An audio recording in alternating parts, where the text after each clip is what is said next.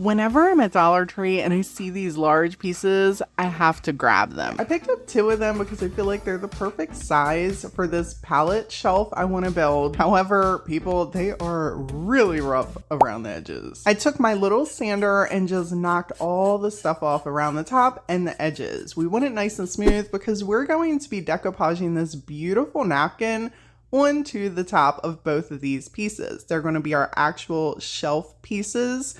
So that's what we're gonna see is the design of this beautiful napkin. Plus, I love how this napkin has just like a whole kind of different design going on throughout the whole thing. There's lots of use here. If you've never decoupaged a napkin before, a good tip is to always remember to remove the sneaky layers off the bottom. You're just gonna wanna use the top decorative layer on your decoupage. I like to just tear a corner. Most of the time, it shows me those sneaky layers. It's quick and I just pull the whole piece completely apart. And this is not the only way to do this. There are several different ways. This is just what works best for me.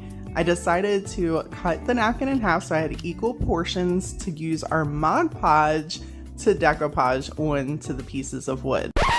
And real quick, I want to share with y'all something to help you maybe save some money. I go through these all the time. And if you go into the stores, sometimes they're pretty expensive. However, if you have a Ross local to you, I don't know if you know, but they have craft sections and you can get sets like this pretty inexpensively. I want to do the iron-on method to these boards, and people, one thing that grosses me out while I'm crafting is Mod Podge boogers. Ew. Ew. What is come on. Hey. Ew. Get out. Oh. It won't come out. I can't even stand it. I started gagging trying to edit that. That was all I could do. I'm sorry. The editing could have been better there, but that was all I had. I can't rewatch that section. You're going to want to take your Mod Podge without the boogers and make sure there is a nice, healthy layer all over the top of your boards, especially whenever you're going to do the iron-on method. You want to make sure that when you're all done putting your layer on, it's heavy and thick all over the piece. The worst part about this is it normally takes a couple hours for it to completely dry, and I like to allow mine to dry at room temperature. But while that's drying, it's always good to make the most of our time, so I grabbed the little wood pallets and my little spritzer bottle and gave them a couple little squirts, and then took some black chalk paint and applied a layer.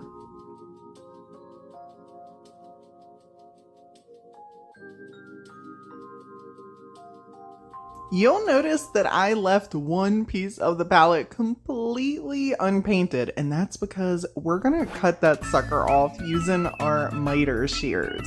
And people, honestly, cut it off with whatever works best for you. I just keep these right next to me, and I know that I can get up pretty close to the pallets.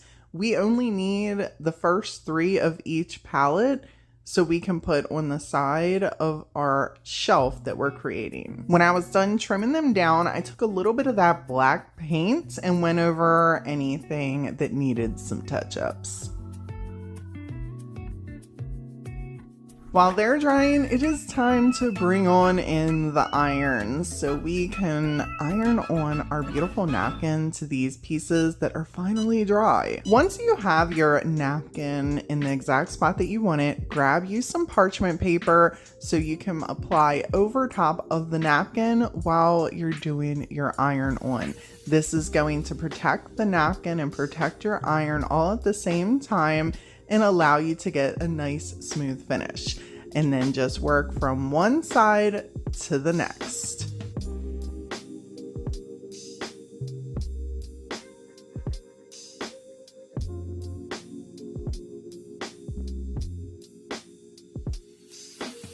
Before you go sanding anything off, check all your edges, making sure that that napkin is butterly melted onto the Mod Podge and the top of that wood. And people, just in case you forget to check a section or whatever, it's a good idea to get in the habit of when you're sanding off stuff like this to go straight down. So this way it just disconnects your piece.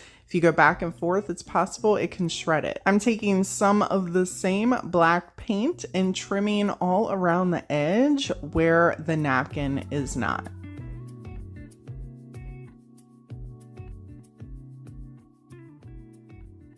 When everything was completely dry, I grabbed my current favorite wood glue and my hot glue and started attaching everything. Now, how you attach it is completely up to you.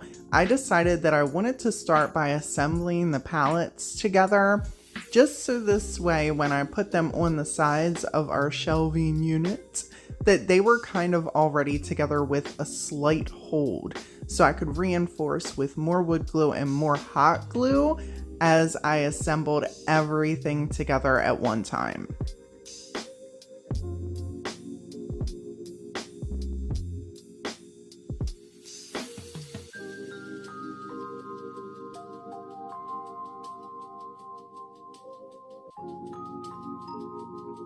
If you want, and I showed you right here, you can add a little bit more wood glue and hot glue and put a tumbling block at the bottom just for a little bit of extra reinforcement. And feel free, people, I know I didn't paint the underside. Make sure you paint yours if you want to. For the sake of time, I did not.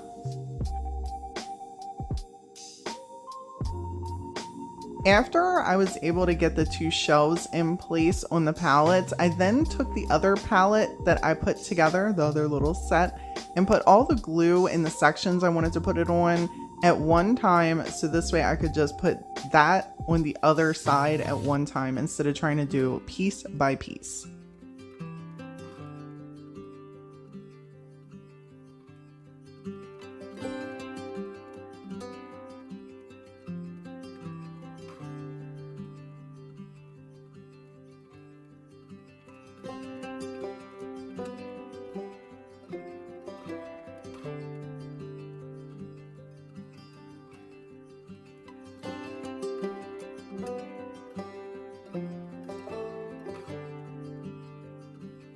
I want to step a little bit out of the box here with this beautiful TDS Creative napkin. This is called Golden Aviary, and I feel like the color would match perfectly to upcycle this vintage masonry cement trowel. Oh yeah, this thing, it's lived. It's seen some things. She's very rusty and crusty and perfect for some home decor. I know what you're thinking. Just listen, roll on with me. Old tools need love too. We don't have to just throw them in the trash, especially if they're vintage, okay? Especially if they're vintage. Now I'm just gonna take the napkin, kind of measure it up to size by pressing along the edges with my finger. If you don't want to do this, you don't have to. I like to save as much of my napkins as I can. Then we're going to get those sneaky layers off the back of our top decorative layer, because that's all we're going to be needing here is that top piece. And you can paint your piece if you would like to. I chose not to. I really wanted this napkin to blend in versus have the design pop out. And to do that, we're going to be using some good old Mod Podge and my TDS Creative fan brush. There are a lot of different ways you can decoupage things. I like to share mine from my experience. You take this information and do what works best for you. For small napkin crafty decoupage projects, I usually will just use a fan brush. You can use whatever brush you would like. These work best for me. It's also why I came out with my own brand, because others would split and that would frustrate me.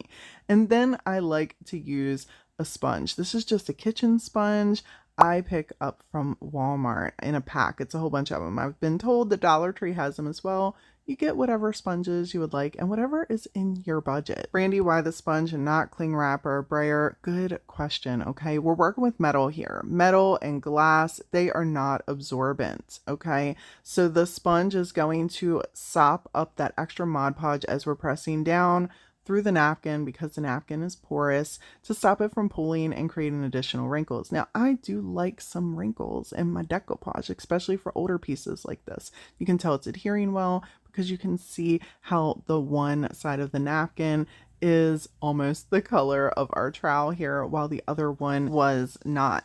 Now, another reason I love fan brushes is because of their thin tip. And I like to do small sections with napkins because it helps to minimize wrinkles and helps to get the designs a little bit more perfect onto your pieces. Because sometimes whatever you're decoupaging, they can have curves and dips and all the things.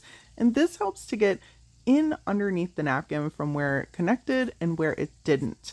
I've learned over the years that with the thicker brushes, sometimes they won't fit under the napkin and the top piece will end up connecting to what you already decoupaged, trying to squeeze under there, and it will rip my design. And people, feel free to use whatever mediums you would like. And if you want to use your cling wrap or use a brayer to, in the iron-on method, whatever you would like, whatever method you would like to attach your paper, you go right ahead. Again, I'm just sharing my experience and what works best for me. On these old pieces, I will tell you, if they have rust, I put a layer of sealer all over the whole thing. And I actually put a layer on the back prior to me decoupaging this, so this way I wouldn't have rust getting all over my hands. Once our piece was dry, it was now time to take off that excess. Now normally I'd take a piece of sandpaper and just, you know, get off the excess, and you could absolutely take scissors to it if you'd like. You see here, I am taking a water bottle and spritzing around the edges and pulling with my fingers.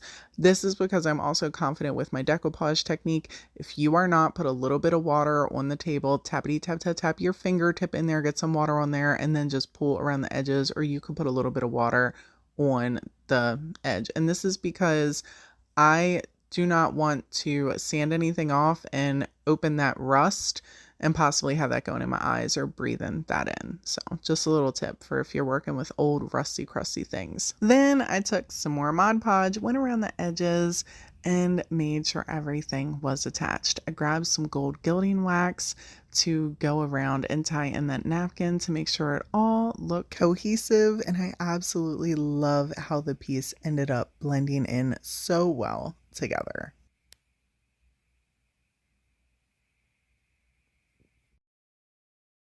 Walmart sells these little terracotta pots for 97 cents each. If you're a beginner at decoupage and you haven't really decoupaged anything that's round, these are perfect to test that on.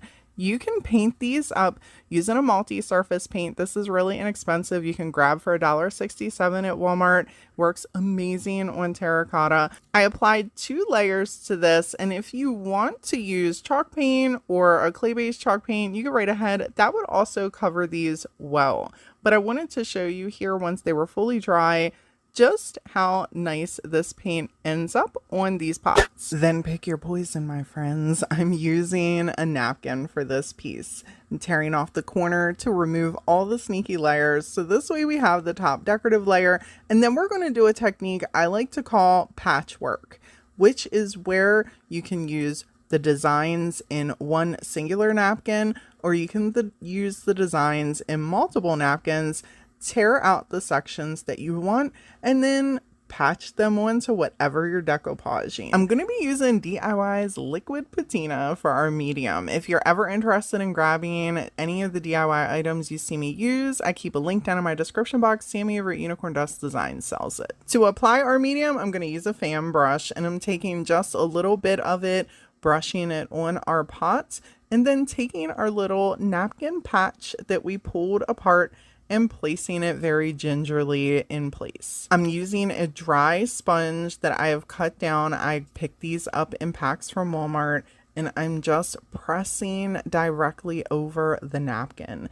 This helps to grab any extra medium that comes through the little pores in the napkin, helps reduce wrinkles, and then sometimes I like to go over this once it's completely attached with a little bit of cling wrap and smooth things out just a bit. I used the same technique for the rest of this pot, and then on the other pot I used the same technique but different pieces of our napkin. You can let these completely dry and then seal over them if you want. I personally like to come back over the edges of the napkins with the paint that I applied onto the background of our piece. You can do this in several different ways. If you have a very textured napkin, using a clay chalk base paint or a chalk paint works really well. But for this, since it was pretty seamless as it is, I'm just taking the same multi-surface paint. I am going over the edge and then taking my finger and just blending it. So any little parts that don't seem to match up, they're going to blend into the rest of the pot, and you won't be able to tell where your napkin ends and where your pot begins.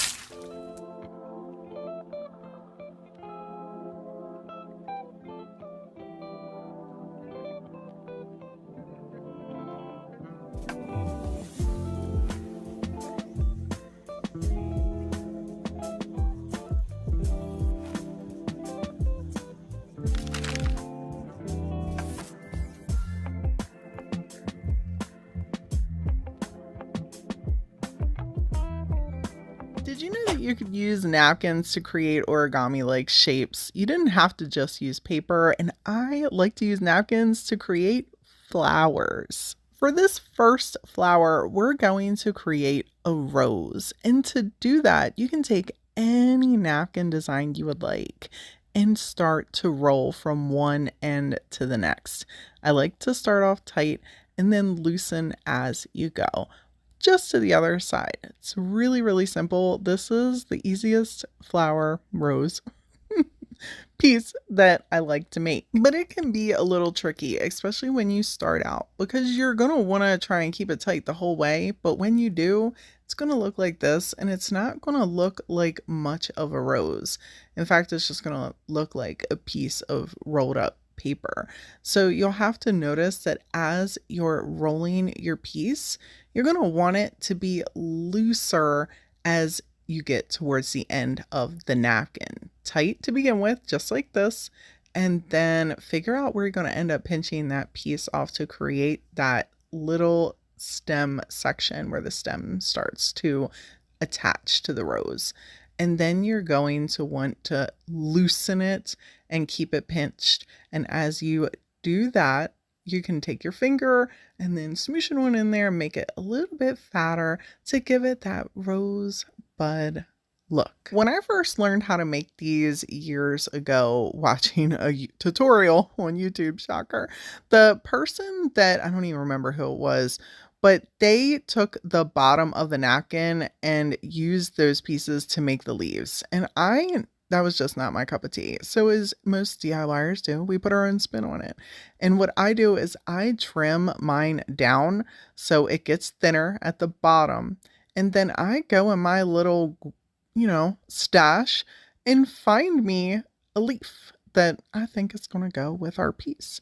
And then I will twist and twist and twist and twist. Again, all of the time you notice that I am pinching off our stem bit here, and I grab either twine, or this is some nautical rope that I have thinned out from Dollar Tree. I will tie it off right at the top where that rosebud and that stem meet. Make sure it is super, super tight. I will add a little bit of Type-On quick and thick glue just so we can get some stability in here, so I know once this dries, this is going to all hold together really, really well, because especially if you're selling something like this, the people that get them at home, you want them to be able to last. And then I get to wrapping, and I pull this tight. I mean, as you can see, I'm like, I am pulling it. When I get to a certain section, I will then shove whatever leaf I found in my stash that I think looks good with our piece right on against our napkin, and I will glue that down as well. Sometimes there's a little stem bit and I'll glue it inside of the twine, or I'll glue it right on top. It just depends. Sometimes I have forgot to put the things in there, and then, it's an afterthought and we add it on later.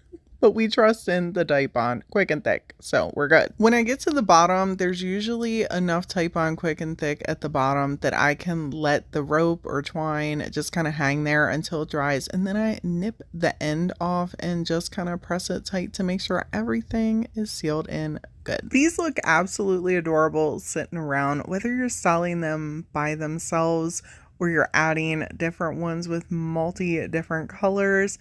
They're really cute and unique piece to just have in your home. For this napkin flower, we're going to be creating a hydrangea effect. I like to call this a hydrangea. You call it whatever you want. We're going to need 2 napkins and some copper wire or floral wire. You use whatever you want. Okay, we're gonna need some wire. Next, we're gonna need to open our napkins and put them both on the same side on top of one another, if that makes sense. We're gonna need to just stack them, make sure they're facing the right way and the side is on the same side, if that makes sense.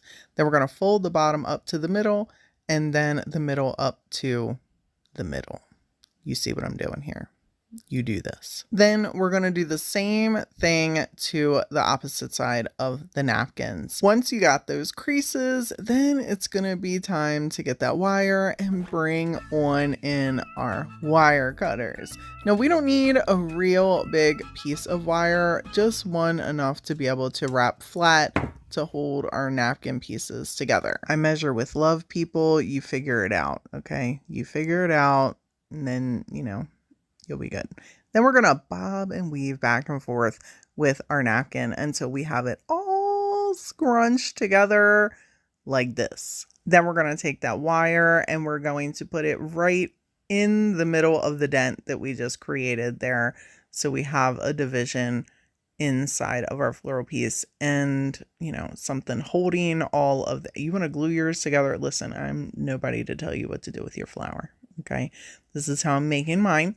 And you do you, but I'm going to tie mine off and then I'm just going to tuck that piece of wire back up against the wire in the center and begin the process. What process, might you ask? The one where we're going to be cutting the round edges of our flowers. Now, we'll be honest, depending on the napkins, this is really easy. My napkins are pretty thick, so this was a little difficult, and I am just, you know, creating like an oval shape on the edges. If you want to make yours pointy, you get creative with this, okay? Don't feel like you have to just do exactly what I'm doing. Get creative, make yours pointy, make whatever kind of edges, but I want it to have that hydrangea looking effect, and I like the oval, you know, rounded edges. When I was done with that, then I just kind of made sure that the edges met the other edges, so we had a circle, if that makes sense. Like I was pressing it down, see how I'm doing that here, to kind of keep it out, and then started peeling, like, you know, the Pillsbury flaky biscuits. You gotta kind of peel up them little flaky bits, you know what I'm talking about. That's kind of what we did here, okay? It's kind of the same concept. And we just did that for each little layer of the napkin. And I thought that this turned out so amazing. I love how the colors in the napkin with the white, it just came out. You can set these anywhere. You can set them on top of things. You can set them inside of things, whatever, and make whatever colors and a little bouquet if you want. These would be really cute to attach little stems onto. I absolutely love these. So many amazing ways that you can take this idea and use it for decor or for parties. Mix and match those designs, getting as creative as you want. I love me some good plate wall decor. I picked this galvanized plate up some time ago from Christmas tree shops for a whole $6.99. It already has a hook on there. There is a little bit of weight to it. We are going to need to cover up this flag though. I'm sorry. Please don't hate me. Don't be attacking me in the comments. It doesn't mean I don't love our country. I absolutely do. It's just a piece of decor. Okay. We're going to take some of this chalk paint and just go over the center to give it a nice base so we can take a napkin and put right over it. And people, I love this napkin and the pattern. It's continuous throughout the whole thing. I love napkins like this. I feel like you get so much out of them. Now we're going to also need to trim this joint down, and you can do that a couple ways, but if you're a beginner, let me let you in on a little secret. Don't go removing the sneaky layer right away with something like this, okay? You want to have room to mess this up. And I say that because we're not able to just really put a crease around this and match up with the paint that we put on the inside of here. We're going to need to kind of eyeball this and go around gingerly. I'm using a wet paintbrush and I'm taking my finger and separating it. If you wet this and then you press along the napkin, it allows you to see underneath, and then you can follow along where you have that white paint. And the reason you want to keep the sneaky layers on is because it actually helps absorb that water, allowing you to not completely saturate just the top layer, which gets super thin once it's wet. It will absorb some of that extra water, stopping you from actually ruining the top decorative layer and giving you some play as you're trimming the piece completely down. If you do not want to do it like this, another option would be to place your napkin over top of the plate, just like we did here. Grab a pencil and trace it gingerly around where the crease is. Cut your design out and then put it back down on the plate. Trace that with a pencil and then paint that in and then apply your napkin. This is just something I like to do. So as I go around, I can decide whether or not I think cutting it, because sometimes if you cut the napkin down, the sharp edge will look off. So this way it allows me to kind of play with leaving that edge frayed, or decide once I get it all off if I want to trim it down and smooth it out, if that would give me a better finish. Again, it's completely up to you and how you want to do this. I just feel like for me, this helps to give me options before I just stick that sucker on there and then I'm crap out of luck. For our attachment, I just used some Mod Podge with a fan brush and did little by little, section by section. I did take my dry sponge. This is just a little dry sponge that I like to cut in half. I picked these up in a pack from Walmart, and they help to just press down your design. Using them with a napkin, they also kind of absorb any excess Mod Podge that might seep up through your napkin, help to minimize wrinkles. You can use your cling wrap or whatever method you would like to attach your napkin. This little sponge trick is just something I've been doing for years, and I happen to love the way it works.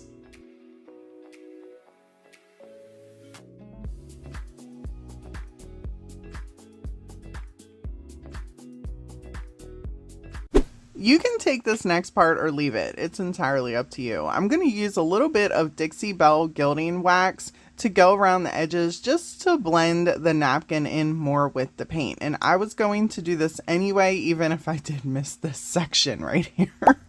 So it's a good learning curve anyway. In case you at home also make this mistake, you can take some silver paint or whatever color your plate is or your background is if you cut your pieces too short, and just go slightly around the edges. This will help it look more blended. Just be mindful with how much you're applying so it doesn't bulk up and wet the napkin and tear anything, and make sure it's completely dry. You can seal over this if you want. I did with a little bit of the same Mod Podge I used to apply our napkin, and I love how amazing this turned out.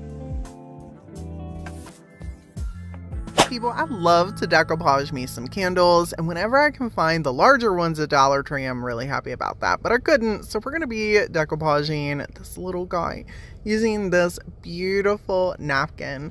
I love how this tells a whole story. This napkin is called Always This. They're like dancing in front of the city. I just think it's so timeless. Anyhow, I just wanted to take out a couple little pieces, and I call this patchwork. Everybody calls things different, whatever they call it. This is what I call this type of decoupage, whether I'm using a napkin or I'm using tissue paper. Whenever I take out designs and create my own design out of it, I like to call that patchwork. You can do this in many different ways. If you're going to do it on a candle though, you want to make sure you grab you some parchment paper. And you see here, I got the Great Value stuff. It doesn't have to be, you know, the name brand. And I'm often asked, like, Brandy, do we need to use a shiny side? I don't know. Is there a shiny side? Let me know in the comments. Do y'all see a shiny side to this parchment paper? Anyhow, when you've pulled apart your pieces, then it's time to decorate. You can do this with a canvas. You can do this with wood. You can do this with anything. You can create patchwork, decoupage, however you would like. Today, we're just going to be doing it on this little Dollar Tree candle. Then we're going to take our parchment paper, lay it over top of the pieces, and gingerly blow dry it until the piece becomes clear. You could absolutely tape your parchment paper on your candle if you like. I usually don't, so I can rub mine and then peel off to make sure it looks like this. I feel like adding little candles like this around your home, whether you're going to burn them or you're going to use them as decor, really adds a little something into your home.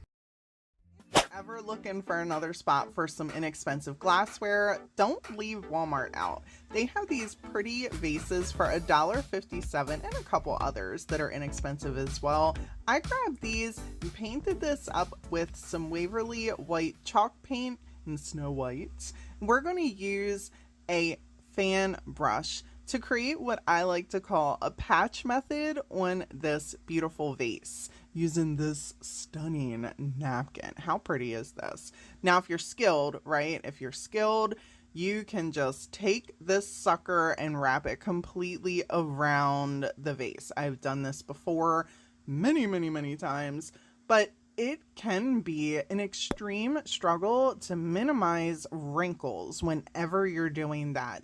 And for a beginner, it can seem so frustrating and almost make you want to quit trying to wrap a napkin around anything that is shaped like a cylinder. So once you've removed your top decorative layer, get to sectioning out the little designs that you want, like this. And do that by whatever means necessary, people. If you want to cut yours out, you go right ahead. My carpal tunnel can't handle that, so I just tear them on up into little sections. I'm going to use Mod Podge as my medium. Absolutely use whatever medium you feel is best for you. This is just what I have on hand, one of a few. And I also feel like it's easily accessible and affordable to most of you at home. Apply some thin sections and then start gently pressing down your napkin. Now, at this point, I personally like to bring in my little sponge. This is a dry sponge. I picked these up in a pack from Walmart. You most certainly can use whatever method you find will help you best to flatten out your napkin. I like to use this as well in the event that I have too much Mod Podge in certain sections. It will grab any excess. The fan brush I love for napkins because on and around the edges, it allows me to stick that sucker right up in there because the edge is so thin on the fan brush. Apply a little bit of extra Mod Podge and then go gingerly around the edges, flattening anything out that might be sticking up. I repeated this process for each one of the little patches that I ripped out. As you can see here, you can slightly see the edges of the napkin. I like to take some of the same exact paint that I applied on our background as our base and tappity tap around the edges. And then I'll take my finger and pull that paint. So this way it doesn't leave a harsh edge. And it really just helps to make the napkin even more seamless around whatever we're applying it on. And absolutely seal over this. I do wait until the next day. So this way the napkin has a chance to completely dry. And this will also give us an advantage on creating less wrinkles, allowing the first layer to dry overnight. If you're looking for more decoupage inspiration, click this video right here. And if you're interested in checking out any of the TDS creative products you've seen used in today's video, hop on over to the DIYstruggle.com, or you can hit that more button right underneath this video and click the link. As always, people, thank y'all so much for hanging out with me today, and until next time.